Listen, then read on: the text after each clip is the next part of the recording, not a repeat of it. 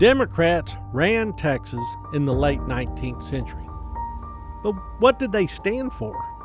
Well, small government and states' rights. They also believed that whites should control politics, and that society should be organized to accommodate the views of the majority of the population. This would disadvantage the 20% of Texans who were African American and 5% who were immigrants from Mexico or had Mexican ancestry. Texas Democrats also believed in low tariffs and leaned toward free trade. The federal government had a role that included seeing to the common defense and developing national infrastructure, but little else. Texans would tend to its own affairs and regulate what needed regulating on their own terms.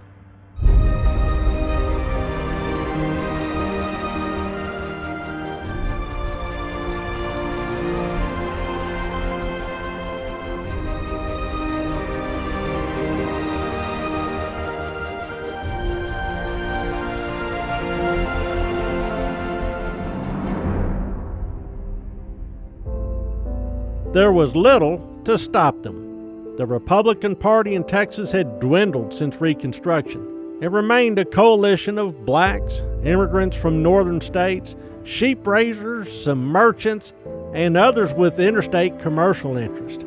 It also provided a political home for those pushed aside by the majority Democrats. This opposition party stood for the expansion of civil rights, the improvement of education, and economic development. They rarely rallied more than 25% of the vote in statewide races. Former Governor E.J. Davis died in 1893, and Republican leadership splintered. Whites refused to serve under an African American leader, which caused a rift in the party, further diminishing its influence. Even in black majority counties in Texas, blacks began to lose power in the face of one-party rule in Texas. Where did Texans of Mexican heritage fit in politically? Well, this community was not particularly large at the time, a little more than 5% of the entire state population. They were dominant in the Rio Grande Valley and important in El Paso and San Antonio. Of these Texans, 2 out of 3 were natives of the state. Many aligned with local political bosses, El Patron, and delivered an important voting bloc when called upon. Farmers and rancheros by trade, they often identified their interest with that of their employer. When the Populist Party and anger faded, Texas shifted its mood. In many ways, this was the sunset of old rough and tumble Texas.